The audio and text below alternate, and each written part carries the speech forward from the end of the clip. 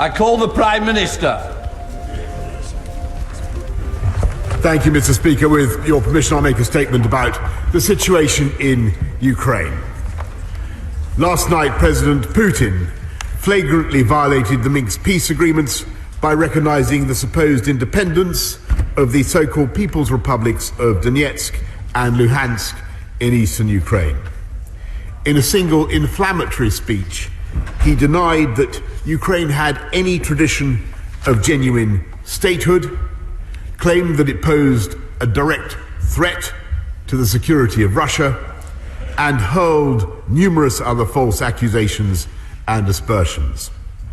Soon afterwards, the Kremlin announced that Russian troops would enter the breakaway regions under the guise of peacekeepers. And Russian tanks and armoured personnel carriers have since been spotted. The House should be in no doubt that the deployment of these forces in sovereign Ukrainian territory amounts to a renewed invasion of that country.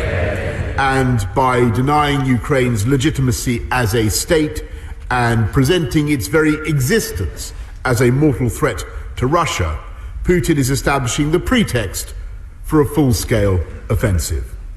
I think honourable members will struggle to understand to contemplate how in the year 2022 a national leader might calmly and deliberately plot the destruction of a peaceful neighbour.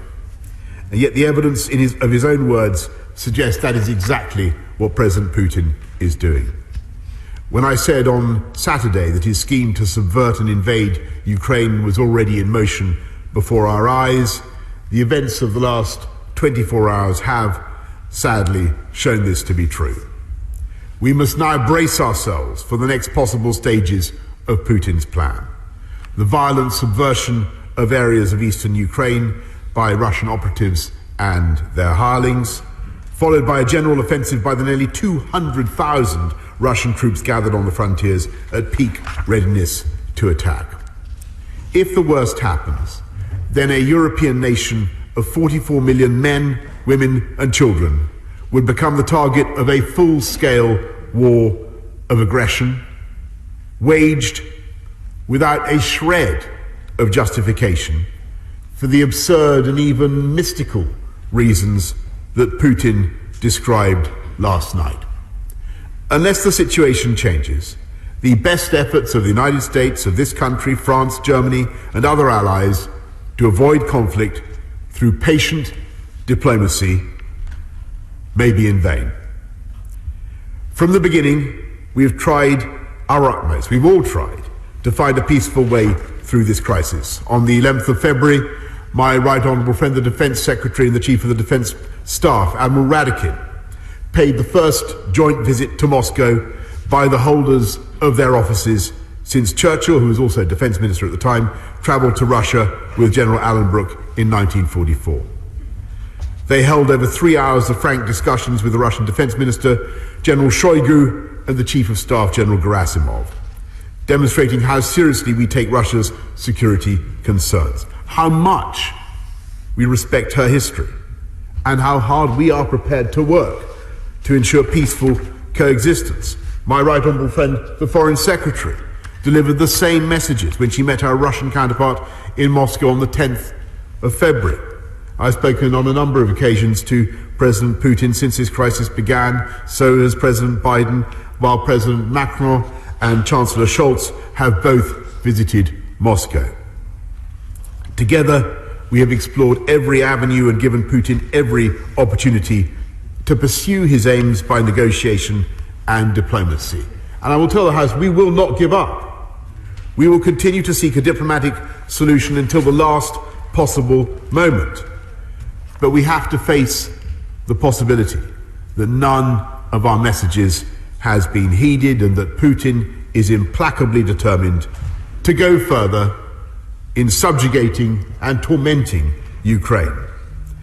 And it is because we suspected as much that the UK and our allies repeatedly sounded the alarm about a possible new invasion, and we disclosed much of what we knew about Russia's military build-up. Britain has done everything possible to help Ukraine to prepare for another onslaught, training 22,000 soldiers, supplying 2,000 anti-tank missiles, and providing £100 million for economic reform and energy independence. We will now guarantee up to $500 million of development bank financing.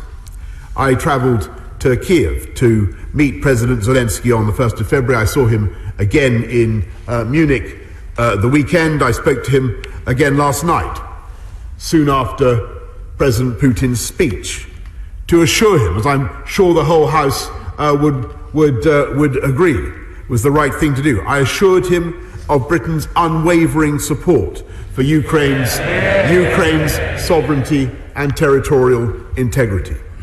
And now the UK and our allies will begin to impose the sanctions on Russia that we have already prepared, using the new and unprecedented powers granted by this House to sanction Russian individuals and entities of strategic importance to the Kremlin.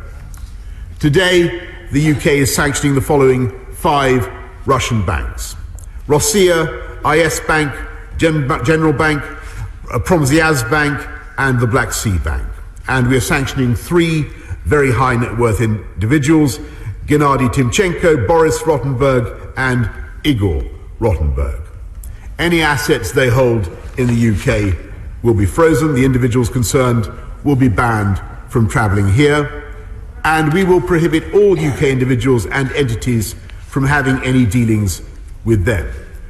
This is the first tranche, the first barrage of what we are prepared to do. And we hold further sanctions at readiness to be deployed alongside the United States and the European Union if the situation escalates still further. Last night, our diplomats joined an emergency meeting of the UN Security Council, and we will raise the situation in the Organization for Security and Cooperation in Europe. And let me emphasize what I believe unites every member of this House with equal determination: the resolve of the United Kingdom to defend our NATO allies is absolute and immovable. We've already doubled the size of our deployment in Estonia, where the British Army leads NATO's battle group, and when I met President Levits of Latvia and Prime Minister Kallas of Estonia in Munich on Saturday, I told them that we would be willing to send more British forces to help protect our allies if NATO makes such a request. We cannot tell what will happen in the days ahead, but, Mr. Speaker, we should steel ourselves for a protracted crisis. The United Kingdom will meet this challenge side by side with our allies, determined that we will not allow Putin to drag our continent back into a Hobbesian state of nature where aggression pays and might is right. And it is precisely because the stakes are so high that Putin's venture in Ukraine must fail. Must ultimately fail and must be seen to fail.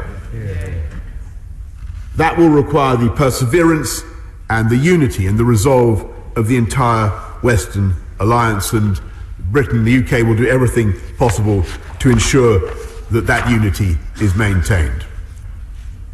And now our thoughts should turn to our valiant Ukrainian friends who threaten no one, who ask for nothing except to live in peace and freedom.